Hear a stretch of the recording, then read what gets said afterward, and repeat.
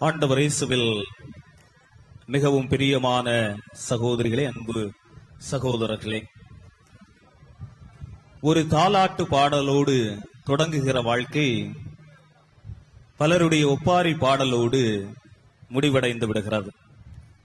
நாம் சின்ன பிள்ளைகளாக இருந்த பொழுது நாம் உறங்க வேண்டும், நாம் சாப்பிட வேண்டும் என்பதற்காக நமக்காக பலர் தாலாட்டு பாடியிருப்பார்கள். பிறந்த நாளிலிருந்து குழந்தை பருவத்தில் எத்தனை தாலாட்டு பாடல்கள் நமக்காக பாடப்பட்டிருக்கின்றன என்பதை நினைவு கூர்ந்து பார்த்தீர்கள் என்று சொன்னால் அது நமக்கு இனிமையான அனுபவமாக இருக்கும். அந்த தாலாட்டு பாடலோடு தொடங்குகிற அந்த அன்பான வாழ்க்கை பலருடைய ஒப்பாரி பாடலோடு முடிவடைகிறது என்று சொல்லுகிறார். நாம் இறக்கிற பொழுது நம்மை சூழ்ந்து நின்று நம்மை அன்பு செய்தவர்கள், நமக்கு அறிமுகமானவர்கள், நம்மை தெரிந்தவர்கள், நாம் அதிகமாக அன்பு செய்தவர்கள் அந்த பிரிவை தாங்க முடியாமல் நம்மை நினைத்து ஒப்பாரி வைத்து அந்த கல்லறை தோட்டத்தில் இருந்து அழுது புலம்புவதோடு நம்முடைய வாழ்க்கை முடிவடைகிறது என்று சொல்லுகிறார். எனவே தாலாட்டு பாடலுக்கும் ஒப்பாரி பாடலுக்கும் அதிகமான தொடர்பு ஒன்று உண்டு என்பதை இந்த நாளில் நாம் புரிந்து கொள்ள வேண்டும். தாலாட்டு பாடலிலிருந்து இந்த ஒப்பாரி பாடலுக்குள் ஒரு மனிதன் எப்படி வாழ்க்கையை வாழ்கிறான் என்பதுதான் மிக முக்கியமான ஒன்று என்பதை நீங்கள் மறந்துவிடக் கூடாது. அவனுக்கு எத்தனை ஆண்டுகள் அவன் வாழ்கிறான், எத்தனை மனிதர்களை சந்திக்கிறான், எத்தனை மனிதர்களுக்கு உதவி செய்கிறான், எத்தனை மனிதர்களை நேர்மையோடு அவன் வழி நடத்துகிறான் என்பதை பொறுத்துத்தான் அவனுடைய வாழ்க்கை அமைந்திருப்பதையும் நீங்கள் பார்க்க முடியும். அனுபவிக்கவர்கள் என்ன சொல்லுகிறார்கள் என்று சொன்னால், இந்த உலகத்தில் எல்லா மனிதர்களும் வாழ்கிறார்கள். ஆனால் வாழ்கிற மனிதர்கள் இரண்டு வகையாக நாம் அவர்களை பிரித்து பார்க்கலாம் என்று சொல்கிறார்கள். ஒருவர்கள் அல்லது கொஞ்சம் பேர் எப்படிப்பட்டவர்கள் என்று சொன்னால், எப்படியும் வாழலாம் என்ற மனநிலையோடு வாழுகின்ற மனிதர்கள். அதாவது அவர்களுக்கு விழுமியங்கள் இல்லை, அவர்களுக்கு லட்சியங்கள் இல்லை, அவர்கள் அந்த ஆற்றிலே அடித்து செல்லப்படுகிற படகை போல எங்கு திரும்புகிறார்கள், எப்படி செய்கிறார்கள், எப்படி வாழ்கிறார்கள், எப்படியும் இந்த உலகம் வாழுகிற போகிற போக்கில் நாமும் நடந்து கொள்வோம் என்று எப்படியும் வாழலாம் என்ற மனநிலையோடு தான் அதிகமான மனிதர்கள் வாழ்ந்து கொண்டிருப்பதாக சொல்லுகிறார்கள். இன்னும் சில மனிதர்கள் இருக்கிறார்கள், அவர்கள் எப்படிப்பட்டவர்கள் என்று சொன்னால், இப்படித்தான் வாழ வேண்டும் என்று வாழ்க்கையிலே தீர்மானம் எடுத்து லட்சியங்களோடு, வாழ்க்கை யதார்த்தங்களோடு, விழுமியங்களோடு ஆண்டவருக்குரிய வாழ்க்கை வாழ்ந்து கொண்டிருக்கக்கூடிய மனிதர்களும் சில பேர் உண்டு. இந்த மனிதர்கள் தான் இந்த உலகத்திலே தடங்களை பதித்துக் கொண்டு சென்றிருக்கிறார்கள். இந்த உலகத்தில் நல்ல நினைவுகளை விட்டு சென்றிருக்கிறார்கள். இந்த உலகம் வியக்கக்கூடிய விதத்திலே வாழ்ந்து விட்டு சென்றிருக்கிறார்கள். அவர்களை நினைத்து பார்க்கிற பொழுது நம்முடைய உள்ளத்தில் மகிழ்ச்சி ஏற்படுகிறது. வாழ்ந்தால் இந்த மனிதர்களைப் போல்தான் வாழ வேண்டும் என்ற எண்ணம் ஏற்படுகிறது. இருந்தால் என்னுடைய அத்தை, என்னுடைய மாமன் அல்லது இந்த உலகத்திலே நல்ல முறையில் வாழ்ந்து சென்ற மனிதர்களைப் போல் பின்பற்றி வாழ வேண்டும் என்ற எண்ணம் நம்முடைய உள்ளத்திற்குள் இயல்பாகவே ஏற்பட்டு விடுவதையும் நாம் பார்க்க முடியும். அன்பு வைக்கவர்களே, அப்படி இரண்டு மனிதர்களுடைய வாழ்க்கை என்னுடைய வாழ்க்கையை சற்று புரட்டி போட்டதையும், என்னுடைய வாழ்க்கையில் ஒரு மாற்றத்தை ஏற்படுத்தியதையும் நான் பல நேரங்களிலே உணர்ந்திருக்கிறேன். இந்த உலகத்தில் அணுகுண்டை கண்டுபிடித்தவர் உங்களுக்கு தெரியும், ஆல்பர்ட் நோபல். எனவே ஆல்பர்ட் நோபல் அணுகுண்டை தயாரித்து விட்டு, கண்டுபிடித்து விட்டு மகிழ்ச்சியாக உறங்கச் சென்றார்.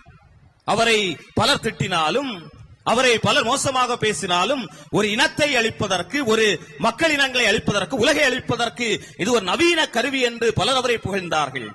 ஒரு நாள் காலையில் அவர் எழுந்து செய்தித்தாளை எடுத்து படித்தார். தொடக்க செய்தியாக அல்லது தலைப்புச் செய்தியாக என்ன எழுதப்பட்டிருந்தது என்று சொன்னால், மரண வியாபாரி ஆல்பர்ட் நோபல் மரணம் என்று எழுதப்பட்டிருந்தது. அவர் பார்த்து வியந்து போனார். நான் வாழ்ந்து கொண்டிருக்கிறேன், என்னை பற்றி மரண வியாபாரி ஆல்பர்ட் நோபல் மரணம் என்று தலைப்புச் செய்தியாக வந்திருக்கிறது என்று பார்க்கிற பொழுது, அதற்கு ஒரு நாள் முன்னால் தான் ஆல்பர்ட் நோபலினுடைய அண்ணன் இறந்திருந்தார். எனவே ஆல்பர்ட் நோபலினுடைய அண்ணனுடைய பெயரை போடுவதற்கு பதிலாக மரண வியாபாரி ஆல்பர்ட் நோபல் மரணம் என்று தலைப்புச் செய்தியாக வந்தது. அவருக்கு பயங்கரமான வேதனை. என்ன செய்திருக்கலாம்? ஒருவேளை அணுகுண்டை தயாரித்த ஆல்பர்ட் நோபல் மரணமடைந்தார் என்று போட்டிருக்கலாம், அல்லது இந்த உலகத்தை அழிக்கக்கூடிய அணுகுண்டை தயாரித்த ஆல்பர்ட் நோபல் இறந்து விட்டார் என்று போட்டிருக்கலாம். ஆனால் என்னுடைய பெயரை போடுவதற்கு முன்பாக மரண வியாபாரி ஆல்பர்ட் நோபல் மரணம் என்று போட்டதை அவரால் சகித்துக் கொள்ள முடியவில்லை. எனவே உறங்கச் சென்றார். அவரால் உறங்க முடியவில்லை. அந்த குற்ற உணர்வு அல்லது மரண வியாபாரி என்று என்னை போட்டு இந்த உலகம் கேவலப்படுத்தி விட்டதே என்று உறங்கச் சென்றவருக்கு இரவிலே ஒரு எண்ணம்.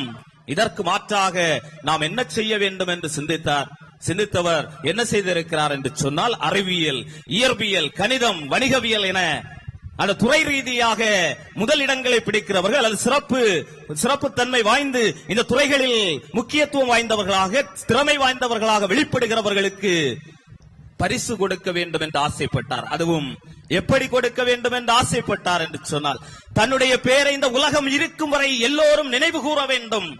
இந்த உலகத்தில் மனிதர்கள் வாழுகின்ற வரை இந்த ஆல்பர்ட் நோபல் யார் என்று இந்த மனிதர்கள் அறிந்து கொள்ள வேண்டும் என்று ஆசைப்பட்டு அவர் அந்த பரிசுக்கு என்ன பெயர் கொடுத்தார் என்று சொன்னால், நோபல் என்று பெயர் கொடுத்தார். அன்புமிக்கவர்கள், அந்த பரிசைத்தான் இது நாம் பெற்றுக் கொண்டிருக்கிறோம். இயற்பியல் அந்த துறையில் புலமைத்துவம் வாய்ந்தவர்களுக்கு நோபல் பரிசு வழங்கப்பட்டது என்று தலைப்புச் செய்தியில் வரும். கணிதத்தில் நல்ல முறையில் திறமை வாய்ந்தவர்களுக்கு கணித பிரிவில் நோபல் பரிசு பெற்றார்கள் என்று செய்தி வரும். இதெல்லாம் அவருடைய பெயருக்கு பின்னால் புதைந்திருக்கக்கூடிய வரலாறு என்பதை நீங்கள் மறந்துவிடக் கூடாது. அமெரிக்க தொடர்வண்டி நிலையம், ரயில்வே ஸ்டேஷன், அங்கே வால்ட் டிஸ்னி அனிமேஷன் நிறுவனத்தினுடைய நிறுவனர் வால்ட் அமர்ந்திருக்கிறார் தன்னுடைய மனைவியோடு. புகைவண்டி செல்கிறது. அவருடைய எண்ணம் எல்லாம் இந்த புகைவண்டியில் பாய்ந்து தன்னுடைய உயிரை மாய்த்து விட வேண்டும் என்று தன்னுடைய மனைவியோடு பேசிக் கொண்டிருக்கக்கூடிய உரையாடல் பதிவு செய்யப்பட்டிருக்கிறது. அவருக்கு என்ன நடந்தது? ஏன் இப்படி ஒரு மனிதன் தற்கொலை செய்வதற்கு தன்னுடைய மனைவியோடு இணைந்து ரயிலிலே பாய்ந்து தற்கொலை செய்ய வேண்டும் என்ற முடிவுக்கு ஏன் வந்தார் என்று பார்க்கிற பொழுது, அன்புமிக்கவர்களே, அவர் நல்ல மனிதர், எல்லோரையும் நம்பினார். தன்னுடைய அனிமேஷன் நிறுவனத்திலே வேலை செய்த எல்லா மனிதர்கள் மீது முழுமையான நம்பிக்கை வைத்த மனிதர். ஆனால் அவர் உருவாக்கிய முயல் கதாபாத்திரம், அனிமேஷன் கதாபாத்திரத்தை தன்னோடு உடனிருந்தவர்கள் துரோகம் செய்து மற்ற நிறுவனங்களுக்கு விட்டுவிட்டார்கள்.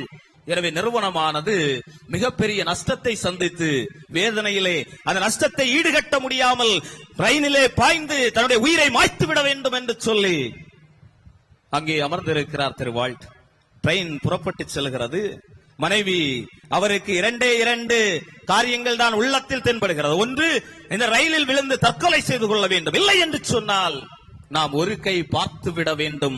இந்த இரண்டும் தான் அவருடைய இரண்டு கண்களில் வடிந்தோடி அல்லது அங்கே மறைந்து செல்லக்கூடிய பிம்பங்களாக, ஒன்றில் தற்கொலை செய்து கொள்ள வேண்டும், இல்லை என்று சொன்னால் ஒரு கை பார்க்க வேண்டும் என்று சொல்லி பேசிக் கொண்டிருந்த பொழுது மனைவி சொல்கிறாள், வாங்கள் உறங்கச் செல்லுவோம், நாளை இதே நிலைமை நமக்கு இருக்கிறது என்று சொன்னால் இந்த வாழ்க்கையை இதே ரயில் நிலையத்தில் வந்து, புகைவண்டி நிலையத்தில் வந்து நாம் ரயிலில் பாய்ந்து நம்முடைய உயிரை மாய்த்துக் கொள்வோம் என்று சொல்லி உறங்கச் செல்கிறார்கள். உறங்கச் செல்கிற பொழுது சரியாக 12 மணிக்கு வால்ட்டினுடைய அறையில் ஒரு எலி செல்லுகிறது. எலியினுடைய சத்தம் எலி சத்தத்தில் எல்லோரும் தூங்கிக் கொண்டிருந்த வால்ட் எழுப்பி பார்க்கிறார். ஒரு எலி அவரை தாண்டி செல்கிறது. எலியை பார்த்த அவருக்கு மிகப்பெரிய சந்தோஷம். எவ்வளவு அழகாக இருக்கிறது, என்ன செய்யலாம் என்று யோசித்தவர், முயல் போனால் என்ன, எலி இருக்கிறதே என்று சொல்லி எலியை அந்த இரவு உட்கார்ந்திருந்து எலிக்கு என்ன செய்யலாம் என்று பார்த்தார். தலையை பெரிதாக வரைந்தார். மனிதனுக்குரிய தலையை எலியில் பொருத்தினார். அந்த உடம்பை அப்படியே சுருக்கி போட்டார். சுருக்கி போட்டு விட்டு அந்த கழுத்திலே என்ன செய்யலாம் என்று யோசித்து அந்த மனிதன் கட்டக்கூடிய ஒரு டையை அந்த கழுத்தில் கட்டினார். அதுதான் இந்த உலகம் போற்றக்கூடிய அனிமேஷன் படங்களில் மிக முக்கியமான எல்லோராலும் கவரப்பட்ட அனிமேஷன் படம் மிக்கி மவுஸ் என்று சொல்லப்படக்கூடிய அனிமேஷன். அந்த படத்தினுடைய பின்னணி வால்ட்டினுடைய வாழ்க்கை வரலாறு. முயலினால் ஏமாற்றப்பட்டு அவர் எலியை தன்னுடைய வாழ்க்கையினுடைய யதார்த்தமாக ஏற்றுக்கொண்டு அதற்கு உருவம் கொடுத்து அதை மாற்றி அமைத்தார் என்பதையும் நீங்கள் மறந்துவிடக் கூடாது. எனவே அதுதான் வரலாற்றினுடைய மாற்றம், அதுதான் வாழ்க்கையினுடைய யதார்த்தம், அதுதான் வாழ்க்கையில் நடக்கக்கூடிய அந்த நிகழ்வை தானாக ஏற்றுக்கொண்டு ஒரு மாற்றத்தை ஏற்படுத்த வேண்டும் என்று ஒரு மனிதன் முயலுகிற நிலை என்பதையும் நாம் மறந்துவிடக் கூடாது. இப்படிப்பட்ட சூழ்நிலையில் தான் அன்புமிக்கவர்களே, இன்று வாசிக்கப்பட்ட நற்செய்தி வாசகம் 10வது அதிகாரம் 17 முதல் 25 வரையிலான இறைவார்த்தையில் இதே ஆவலோடு ஒரு மனிதன், ஒரு இளைஞன் வருகிறான். ஆண்டவர் இயேசு கிறிஸ்து, ஆண்டவரே என்ன செய்ய வேண்டும்? நான் இந்த உலகத்தில் சாதிக்க விரும்புகிறேன், இந்த உலகத்தில் நல்ல மனிதனாக வாழ விரும்புகிறேன், இந்த உலகம் போற்றக்கூடிய விதத்தில் சிறந்த மனிதனாக வாழ விரும்புகிறேன், நான் என்ன செய்ய வேண்டும் என்று ஆண்டவர் இயேசு கிறிஸ்துவிடம் வந்து கேட்கிறான். இது சாதாரண கேள்வி அல்ல. அவன் வாழ்க்கையில் ஒரு மாற்றத்தை கண்டுபிடிப்பதற்கு முனைகிற ஒரு கேள்வி என்பதை நீங்கள் புரிந்து கொள்ள வேண்டும். இந்த கேள்வி எந்த ஒரு மனிதன் கேட்கிறானோ அவன் வாழ்க்கையில் மாற்றமடைய விரும்புகிறான், அந்தோனியாருடைய பாதையில் செல்ல விரும்புகிறான் என்பதை நீங்கள் மறந்துவிடக்கூடாது. எனவே ஆண்டவரிடம் சென்று இயல்பாக கேள்வி, ஆண்டவரை நான் என்ன செய்ய வேண்டும், நல்ல மனுஷனாக வாழ விரும்புகிறேன். நிறைய குடிகாரர்கள் சில நேரம் சொல்லுவான், ஃபாதர் என்ன செய்யணும், குடிக்காம இருக்க என்ன செய்யணும். நம்ம சொல்றது, ஐயா இந்த நற்கரணையான அந்தோனியார் கொடியிறக்கத்துல போய் அந்தோனியார் அந்த கொடியை தொட்டு கும்பிடுங்க, உங்களுக்கு எல்லாம் சரியாகும். அடுத்த நாள் பார்க்கிற பொழுது அவர் டான்ஸ் ஆடி கொண்டு வருகிறார். அந்த ஒரு நாள் மட்டும் குடிக்காமல் இருந்து விட்டு மறுநாள் பழைய குருடி கதவத்திரடி என்று சொல்லுவது போல பழைய நிலைக்கு திரும்பிக் கொண்டு அதே வாழ்க்கை யதார்த்தத்தை அவர் கடைபிடிப்பதையும் நாம் பார்க்க முடியும். எனவே இந்த இளைஞர் அதே கேள்வி, ஐயா நான் என்ன செய்ய வேண்டும் சொல்லுங்கள் என்று சொன்ன பொழுது 2 காரியங்களை ஆண்டவர் அவருக்கு சொல்லுகிறார். ஒன்று, இந்த 2 காரியங்களை சில நேரங்கள்ல இந்த ஜோதிடம் அல்லது இந்த ராப்பாடி போல என்ன செய்வார்கள், கொட்டடித்துக் கொண்டு வீட்டிற்கு வருகிறவர்கள் நல்ல காலம் பிறந்திருக்கு சக்கமா வந்திருக்கிறேன் என்று சொல்லுவது போல, அல்லது நல்ல காலம் கெட்ட காலம் பிறந்திருக்குன்னு சொன்னா நீங்க என்ன செய்வீங்க, அந்த வச்சிருக்க சாக்கடை எடுத்து நம்மளை பார்த்து கெட்ட காலம் வந்திருக்கு, நல்ல காலம் வந்திருக்கு சக்கமா வந்திருக்கிறேன் என்று சொல்லுவது போல, என்ன நல்ல காரியம் வந்திருக்கிறது, நீ இதை செய்தா என்று சொன்னால் ஆண்டவர் அந்தோனியார் வழியாக உன் மீது அருள்மழை பொழிய போகிறார் என்று சொல்வது போல ஆண்டவர் அவரிடம் சொல்லுகிறார், 2 காரியங்களை நீ பின்பற்ற வேண்டும். ஒன்று, தீமையை விட்டு விலகு, நன்மையை செய்ய கற்றுக்கொள். முதல் பாடம், அழகான பாடம் பாருங்க. தீமையை விட்டு, என்ன தீமை? அதுதான் நீதிமொழிகள் நூல் 6வது அதிகாரம் 16 முதல் 19 வரையிலான இறைவார்த்தையில் சொல்லப்பட்டிருக்கிறது. ஒன்று, பொய் உரைக்கக்கூடிய நாவு. யாருக்கெல்லாம் அந்த நாவு இருக்குன்னு சொல்லி எனக்கு தெரியல, எனக்கு இருக்கு. பொய் உரைக்கக்கூடிய நாவு, நாக்கு சுக்கானை போன்றது, அது வளைந்து வளைந்து பிறரை தாக்குகிறது. சிலர் வாயை திறந்தார்கள் என்று சொன்னால் மூட முடியவில்லை, பசை போட்டு மூடக்கூடிய தருவாயில சிலருடைய வாய்கள் இருக்கிறது. எனவே பொய்யுரைக்கக்கூடிய நாவு, பிறரை பற்றி இல்லாதது பொல்லாதது பேசக்கூடிய நாவு, பிறரை பற்றி அங்குமிங்குமாக சென்று பரப்புரைகளை சொல்லிக் கொண்டிருக்கக்கூடிய பாட்டிமார்கள், இவர்கள் அனைவருக்கும் ஆண்டவர் சொல்வது, இன்றோடு அந்தோனியாருடைய அருள் பாதத்தில் எழுந்து சொல்லுவது, இன்றோடு அந்த பொய்யுரைக்கக்கூடிய நாவிற்கு ஒரு பூட்டு போட்டு அதை க்ளோஸ் பண்ணிவிடுங்க. 2வது, பிறரை பற்றி இல்லாதது பொல்லாதது பேசுவதற்காக ஓடி செல்லுகிற கால்கள். அன்பிய கூட்டத்திற்கு பாட்டியே காணாது. ஆனா ஊர்ல ஒரு சம்பவம் நடந்தான்னு சொன்னா, இங்க நடந்து நம்ம என்ன வேகம், பாட்டி ஓடக்கூடிய ஓட்டத்தை பார்த்தோம்னு சொன்னா என்ன வேகமா ஓடிச்சுன்னு கேட்டான்னு சொன்னா, எங்களுக்கு தெரியாதா கேட்டேன் அப்படின்னு சொல்லி, எங்களுக்கு ஏற்கனவே எல்லாம் தெரியுமா கேட்டேன் ஃபாதர் இப்படி ஆயிடுச்சு. எனவே ஒருவரை பற்றி பேசுவதற்காக ஓடி செல்லக்கூடிய கால்களை இன்றோடு நிறுத்தி விடுங்கள் என்று ஆண்டவர் சொல்கிறார். அந்தோனியார் வழியாக பிறரை பற்றி மோசமாக பேசுவதற்காக ஓடி செல்லக்கூடிய கால்களை இன்றே நீங்கள் நிறுத்திக் கொள்ள வேண்டும். தீங்கிலை, அதாவது பொய்யுரைக்கக்கூடிய நாம் இருமார்ப்புள்ள பார்வை. சிலருக்கு தலைக்கணம் அதிகமாக இருக்கும். தீப்பெட்டியை போலதான் ஒரு மனுஷனை தலைக்கணும். பாத்தீங்களா, தீப்பெட்டில மேல என்ன இருக்குமா, கருமருந்து. அந்த கருமருந்தை கொளுத்தியவுடன் சூ என்று அடித்து செல்லுவது போல தலையில் கனவுள்ளவனுடைய வாழ்க்கையும் அந்த தீக்குச்சியை போல்தான். அதை நீங்கள் பற்ற வைக்கிற பொழுது அது எரிந்து சாம்பலாகி செல்வது போல தலைக்கணம் எவனுக்கெல்லாம் இருக்கிறதோ, நான் என்ற அகந்தை யாருக்கெல்லாம் இருக்கிறதோ, நான் கடவுளை விட பெரியவன் என்ற எண்ணம் எவனுக்கெல்லாம் இருக்கிறதோ, நான் பார்த்துக் கொள்ளுகிறேன் என்ற ஒரு சுயநலம் எவனுக்கெல்லாம் இருக்கிறதோ, அவன் அந்த தீமையை விட்டுவிட வேண்டும் என்று சொல்லுகிறார். இறுதியாக அன்புமிக்கவர்களை, நண்பர்களுக்கு இடையே, சகோதர சகோதரிகளுக்கிடையே, குடும்பங்களுக்கிடையே சண்டை சச்சரவை மூட்டி விடுகிற அந்த தீயை போல சிலர் செயல்பட்டுக் கொண்டிருக்கிறவர்கள், இன்றோடு அந்தோனியார் சொல்லுகிறார், அந்த காரியத்தை விட்டு விடுங்கள் என்று சொல்லுகிறார். எத்தனை பேர் நாம் அதை செய்து கொண்டிருக்கிறோம்? எத்தனை குடும்பங்களை பிரித்திருக்கிறோம்? எத்தனை உறவுகளை பிரித்து வைத்திருக்கிறோம்? கணவன் மனைவி, மாமியாரால் பிரிந்திருக்கக்கூடிய கணவன் மனைவி, பெற்றோரால் பிரிந்திருக்கக்கூடிய கணவன் மனைவி, பெற்றோரால் பேசாமல் இருக்கிற அண்ணன் தம்பி, அக்கா தங்கச்சி, எல்லோரையும் நினைத்து பாருங்கள். ஆண்டவர் சொல்லுகிறார், அந்தோனியாருடைய திருப்பாதத்தில் வைத்து சொல்லுகிறார், நண்பர்களிடையே, உறவினர்களிடையே, சொந்த பந்தங்களிடையே, குடும்பங்களிடையே கோள் மூட்டி சண்டையை ஊட்டுகிற அந்த மனநிலையை இன்றோடு விட்டு விடுங்கள் என்று சொல்கிறார். எனவே தீமையை விட்டு என்ன செய்ய வேண்டும் என்று சொன்னால் நன்மை செய்யக்கூடிய மனிதர்களாக நீங்கள் மாற வேண்டும். அன்புமிக்கவர்களை, அதற்காகத்தான் ஆண்டவர் நம்மை படைத்திருக்கிறார். இயல்பாகவே நமக்குள் அந்த மனநிலை இருக்கிறது. நன்மை செய்ய வேண்டும், நல்லதை செய்ய வேண்டும் என்ற மனநிலை இருக்கிறது. ஒரு மனிதர் செல்கிறார், பேருந்திலே தலையை வெளியே போட்டு இருக்கிறார். உடனடியாக என்ன சொல்லுகிறீர்கள்? ஐயோ குழந்தை, தலையை உள்ள எடுத்து விடுங்க. பைக்கில் ஒருவர் செல்லுகிறார், பைக்ல ஸ்டாண்ட் எடுக்காம செல்கிறார். என்ன சத்தம் போடுறீங்க? ஐயோ பைக் ஸ்டாண்ட் பார்த்து செல்லுங்கள் என்று சொல்கிறீர்கள். எனவே இயல்பாகவே மனிதனுக்குள் நன்மை செய்ய வேண்டும், பிறருக்கு பயனுள்ள மனிதனாக இருக்க வேண்டும் என்ற ஆசை இயல்பாக ஒவ்வொரு மனிதனுக்கும் இருக்கிறது. ஆனால் அதை செய்வதில் தான் ஐயோ என்று சொல்லிக்கொண்டு, ஐயோ என்று பேசிக்கொண்டு அதோடு முடித்துவிட்டு செல்கிறோம். அதை தாண்டி சென்றோம் என்று சொன்னால் அவள் நம்மிடம் பைசா கேட்பதற்கு வாய்ப்பு இருக்கு. அடக்க வீடு என்று சொன்னால் போனோம்னு சொன்னா நமக்கு கொஞ்சம் கஷ்டம் ஆயிடும். அவள் கஷ்டத்தில் இருக்கிறாள், வேதனையில் இருக்கிறார், ஒரு துன்பத்தில் இருக்கிறார் என்று தெரிந்தவுடன் அந்த வீட்டிற்கு பக்கத்திற்கு சென்றவுடன் ஓடி செல்கிறோம். பார்த்தாள் என்று சொன்னால் கடன் கேட்டுருவா, ஓடி தப்புறோம். முன்னொரு காலத்தில் அப்படி இல்லை. எல்லோரும் உறவுகளோடு ஒருவருக்கு ஒருவர் நன்மை செய்து உதவி செய்து வாழ்ந்த ஒரு சமூகம் இன்று சுயநலத்தால் சென்றோம் என்று சொன்னால் உதவி செய்ய நேரிடும் என்று குடும்பங்களை கூட சில நேரங்களில் சொல்லுகிற பொழுது, அன்புமிக்கவர்களே, பாவப்பட்டவங்க என்று சொன்னா சொந்தம் என்றே சொல்லுவதில்லை. பணக்காரன் என்று சொன்னால் இன்னாருடைய, என்னுடைய சித்தப்பாவுடைய, பேரனுடைய, தந்தையுடைய, அப்பாவுடைய, பாட்டியுடைய, மாமனுடைய, அந்த மூணாவது சொந்தத்தினுடைய மூணாவது கல்யாணம் பண்ண அந்த அவருடைய பேரனாக பார்த்து, ஏனென்று சொன்னால் அவனிடம் செல்வம் இருக்கிறது, உறவு பாராட்டுகிறோம். இல்லை என்று சொன்னால் நாய் கூட செல்லுகிற நாயும் குறைத்துக் கொண்டு தான் செல்லுகிறது. ஏனென்று சொன்னால் அந்த நாய்க்கு கூட தெரியும் இவனுக்கு என்று கேட்பதற்கு யாரும் இல்லை.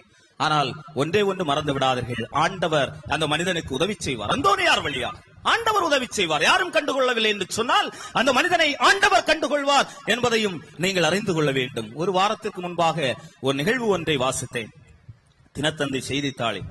என்ன நிகழ்வு என்று சொன்னால், ஒரு தபால்காரர் தன்னுடைய தபால் நிலையத்தில் வந்த தபால்களை எல்லாம் அவர் என்ன செய்திருக்கிறார் என்று சொன்னால், அந்த முகவரியை பார்த்து பிரித்து கொடுப்பதற்காக, அந்தந்த அஞ்சலுக்கு செலுத்துவதற்காக பிரித்து எடுத்துக்கொண்டிருந்த பொழுது ஒரு அஞ்சல் மட்டும் வித்தியாசமாக இருந்தது. பெறுநர் கடவுள் விண்ணுலக அஞ்சல் என்று எழுதப்பட்டிருந்தது. கடவுள் விண்ணுலக அஞ்சல். அதை பார்த்தவுடன் அவருக்கு மிகப்பெரிய ஒரு ஆச்சரியமாக போய்விட்டது. என்ன இருக்கிறது என்று அவர் அதை அங்கே கொண்டு செல்ல முடியாது. பாத்தீங்களா, கடவுள் விண்ணுலக அஞ்சல், அதை எங்கே கொண்டு கொடுப்பது என்று தெரியாமல் அவர் திறந்து படித்து பார்த்தார். அதில் அந்த பிள்ளை, என்னுடைய பெயர் ஏஞ்சல், நான் என்னுடைய தந்தை இறந்து 4 ஆண்டுகள் ஆகிறது, என்னுடைய தாய்க்கு முடக்குவாதம் வந்து அவள் படுக்கையில் இருக்கிறாள், நான் சாப்பிட்டு 2 நாட்கள் ஆகிறது ஆண்டவரே, நீர், நான் மனிதர்களிடம் சென்று உதவி கேட்டேன், எல்லோரும் திரும்பி கொடுக்க வாய்ப்பில்லை, இவளா திரும்ப தருவாள், தாயும் இப்படியே படுக்கையில் இருக்கிறாள், இந்த பிள்ளையினால் உழைக்க செல்ல முடியாது, எனவே எனக்கு உணவு தருவதற்கு யாரும் இல்லை, ஒருவேளை